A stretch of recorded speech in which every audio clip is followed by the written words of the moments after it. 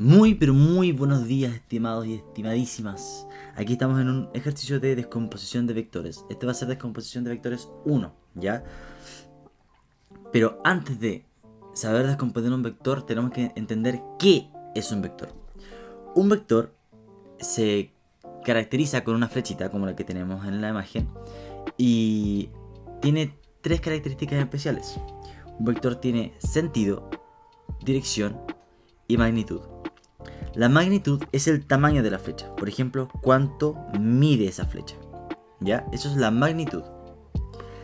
La dirección es todo lo que atraviesa la flecha. ¿Ya? Esa es la dirección. Pensémosla como una calle, como una calle. ¿Ya? Y el sentido es hacia dónde apunta la flecha respecto de esa dirección. Por ejemplo, esta dirección va hacia la derecha arriba, para allá. Pero también puede haber una dirección en sentido contrario. O sea, un sentido contrario de un vector. ¿Ya? En la misma dirección podemos tener dos sentidos distintos. Esas son las tres características principales de un vector a nivel quizás cualitativo. Cuando entramos a los números, los vectores se caracterizan también por representar en todas las dimensiones en las que se trabajen. ¿Ya? Las dimensiones, en este caso, lo máximo que podemos llegar a trabajar en este nivel es con 3. Tenemos una dirección o dimensión horizontal, que sería una línea solamente. Una línea. Tenemos una dimensión vertical, que ahí ya entramos a 2 dimensiones porque podemos empezar a hacer planos. Las 2 dimensiones se trabajan mucho en los mapas, por ejemplo. Y después tenemos la tercera dimensión, ¿ya? Que es más parecida a nuestra realidad, ¿bien? Donde tenemos, en este caso, por ejemplo, altura, a lo ancho y quizás lo profundo, podríamos llamarlo así, ¿ya? ¿Cómo se escriben estas 3 dimensiones en un vector? Imaginemos un vector llamado K. El vector K tiene 3 componentes, que serían X para la horizontal, Y para la vertical y Z para lo que indica la profundidad, ¿ya? Que sería el eje Z, ¿sí? Que esa sería nuestra tercera dimensión, ¿ok? Pero siempre se escribe en términos de 3 componentes o, por ejemplo, si en Z no hay valor, si Z es igual a 0, entonces también lo podemos escribir como X, Y. ¿Ya? Para el caso de este ejercicio en específico, estamos solamente en 2 dimensiones y nada más. Así que nos quedamos solo en 2 dimensiones. Si solo nos quedamos en 2 dimensiones y son específicamente el eje X y el eje Y, ¿hay eje Z? No, no hay eje Z. Por ende, pasa esto de acá, que no hay necesidad de escribir el eje Z si no existe. Es por ello que solo nos vamos a quedar con esto, X, Y. ¿Ya? Entonces los vectores tienen sentido, dirección y magnitud y se pueden escribir en 1, 2 o 3 dimensiones. Para este caso serán 2 dimensiones, ¿ya? Pero ¿qué es esto de escribir un vector en 2 dimensiones?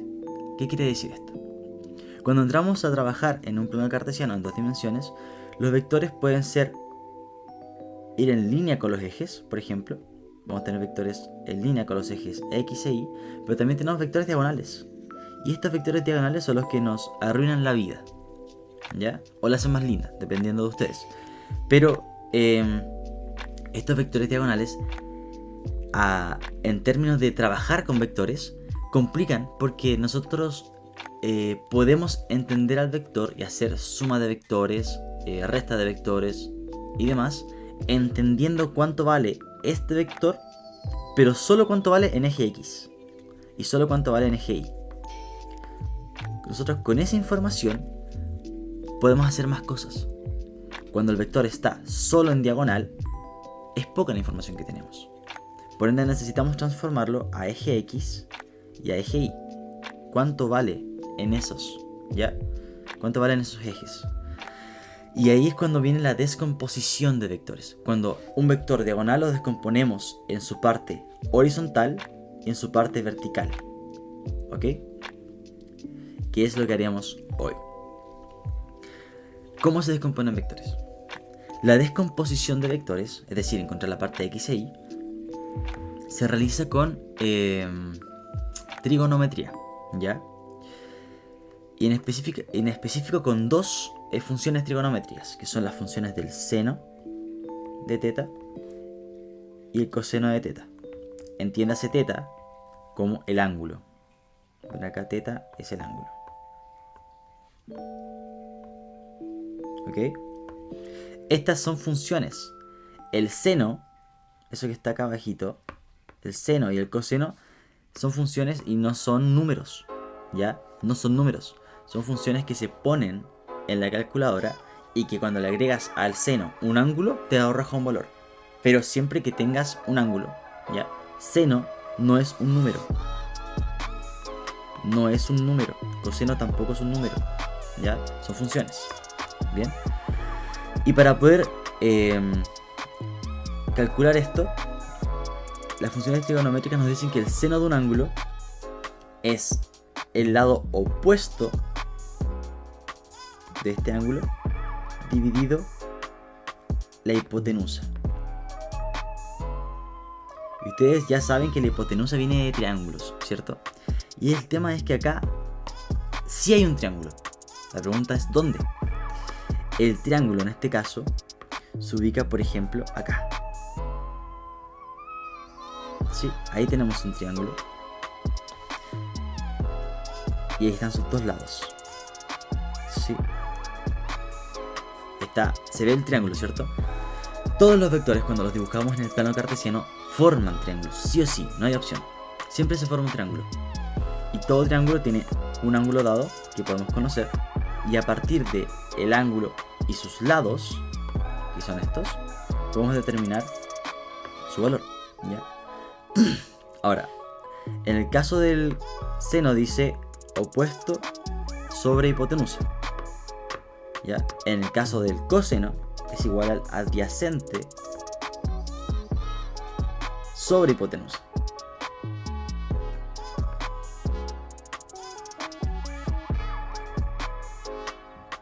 Espero que se entienda la letra.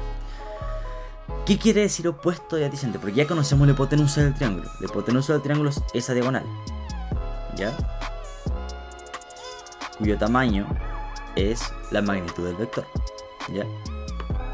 Por ende la hipotenusa la conocemos, con eso no hay problema. Pero ¿qué es opuesto y adyacente? Cuando hablamos de opuesto y adyacente, hablamos de opuesto al ángulo y adyacente al ángulo. Adyacente quiere decir vecino, el más cercano. En el caso del coseno, cuando hablamos de adyacente, nos referimos al lado del triángulo más cercano al ángulo. Ya, en este caso sería justo calza con la horizontal.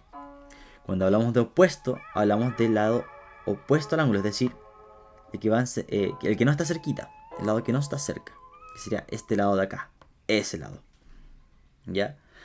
Y ya empieza a agarrar forma porque con el seno del ángulo podemos obtener, o dentro de su ecuación está el opuesto al ángulo, en este caso, que justo calza con el tamaño de la flechita en Y. ¿Se dan cuenta que es el tamaño de la flecha? Entonces, si lo logran ver, calza. Y en el eje X, por otro lado, tenemos el tamaño de la flecha, o cuánto vale la flecha solo en X. No sé si lo logran ver. Por ende, con el opuesto y el adyacente sería lo que estamos buscando nosotros. Sería eso que queremos encontrar, serían las componentes del vector. ¿Ya? Bien, entonces, ¿qué tenemos? Tenemos dos funciones que son capaces de entregarnos el opuesto y el adyacente. La función, así como están, no nos sirve. ¿Ya? Vamos a partir con el seno del ángulo, es decir, para calcular el opuesto. El seno del ángulo igual a opuesto, voy a resumir un poquito esto, dividido hipotenusa. De esta ecuación yo lo que quiero calcular es el opuesto, porque el opuesto es mi componente y del vector, en este caso, en este triángulo. El opuesto al ángulo es mi componente y, mi componente vertical del vector, ¿ya? Por eso, si yo quiero calcular ese valor dentro de una ecuación, lo único que me queda es despejar ese valor, es decir, despejarlo. ¿Qué quiere decir esto? Que desde acá, la única opción que me queda es, si quiero despejar el opuesto, es que la hipotenusa se vaya de acá y pase para el otro lado. Se está dividiendo la hipotenusa, la única opción es que al otro lado pase multiplicando. Por ende, esto nos queda como seno de el ángulo θ por la hipotenusa igual a el opuesto. ¿Sí? Y aquí ya sí podemos tener una ecuación tal que podamos obtener el valor opuesto. ¿Ya? Como ya pueden empezar a entender, con el coseno del ángulo se hace exactamente lo mismo. En el coseno del ángulo igual a adyacente sobre hipotenusa, tenemos que despejar ese valor. Este valor tiene que irse de ahí para poder saber cuánto vale. Por ende, este que está dividiendo se va multiplicando al otro lado. ¿Qué quiere decir? Quiere decir, perdón por mis flechas, son flechas por si acaso.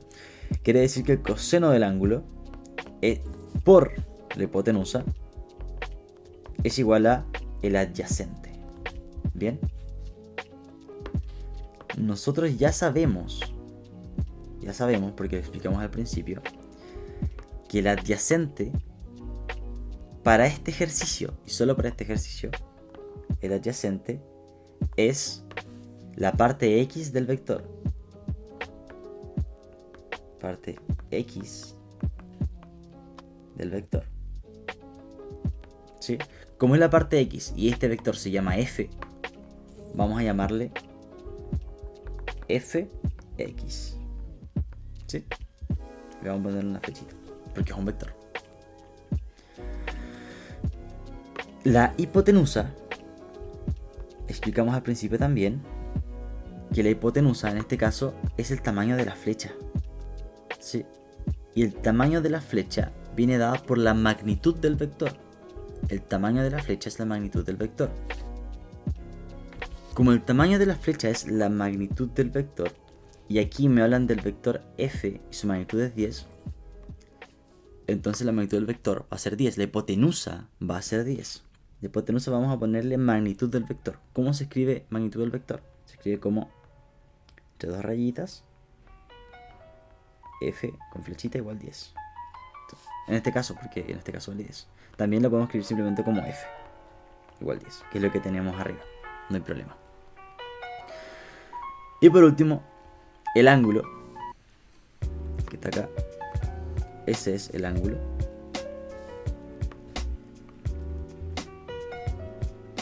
Y para este caso equivale 53 grados. ¿Ya?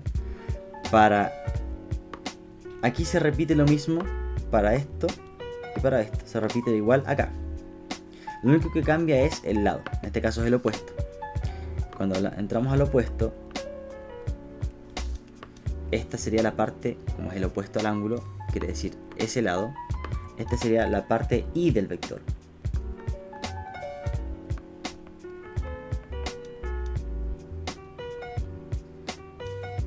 Que también la podemos llamar f de, como la parte y, le ponemos una i chiquitita abajo. ¿Ya? Bien, entonces ya tenemos lo necesario para poder calcular las componentes del vector, es decir, la parte x e y del vector. Calculemos. Partamos con la parte y del vector, ¿ya? Es decir, vamos a utilizar esto. F de y es igual al seno del ángulo por la magnitud del vector, f. ¿Sí? Entonces, f de y, que es el valor que queremos calcular, es igual al seno de 53 grados por la magnitud del vector, que en este caso la magnitud del vector es 10. ¿Ya? Hasta aquí está todo correcto. Pero ojo acá, esto se hace en calculadora, no hay opción de hacerlo mental. Sí o sí se hace en calculadora.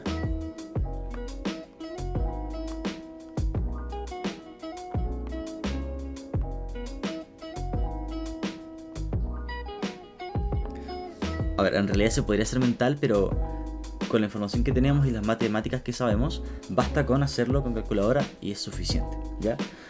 Entonces agarramos la calculadora. No funciona. Ahí está.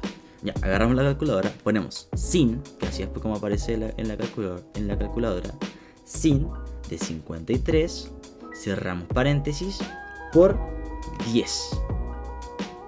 Y me da 7,986355. ¿Ya? 7,986355 es muy parecido a 8, ¿ya? Así que pongámosle lo que dice la calculadora nomás. 7,98. 7,99, ya, porque con el 6 que está al lado del 8 se aproxima. 7,99 es lo mismo que 8. Bien, ahora calculemos la parte x del vector. F de x es igual al coseno de teta por la magnitud f del vector. O sea, la magnitud del vector f. Es decir, f de x es igual a el coseno de 53. Nótese, como para el seno y el coseno usamos el mismo ángulo. Coseno de 53 por 10. Y lo ponemos en la calculadora de nuevo.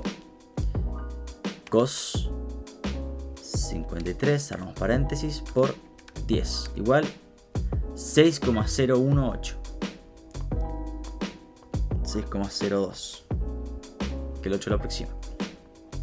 Es como 8 y 6 solamente. ¿Ya? Hasta aquí está el ejercicio porque tenemos la parte y del vector y la parte x del vector. El vector f,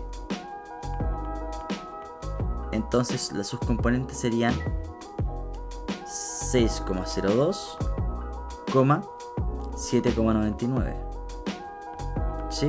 U otra forma de escribirlo también sería el vector f igual a 6,02 y tongo más 7,99 j tongo. ¿Ya? Eso sería otra forma de escribirlo, donde y tongo es lo mismo que x y j tongo es lo mismo que y. ¿Ya? Si lo escriben de esta manera, van a enamorar a sus profesores de física y matemática. Estimados, estimadas, este sería el ejercicio. Es sencillo, es fácil, no se complique la cabeza. Solamente siga los pasos. Nos vemos. Muchas gracias.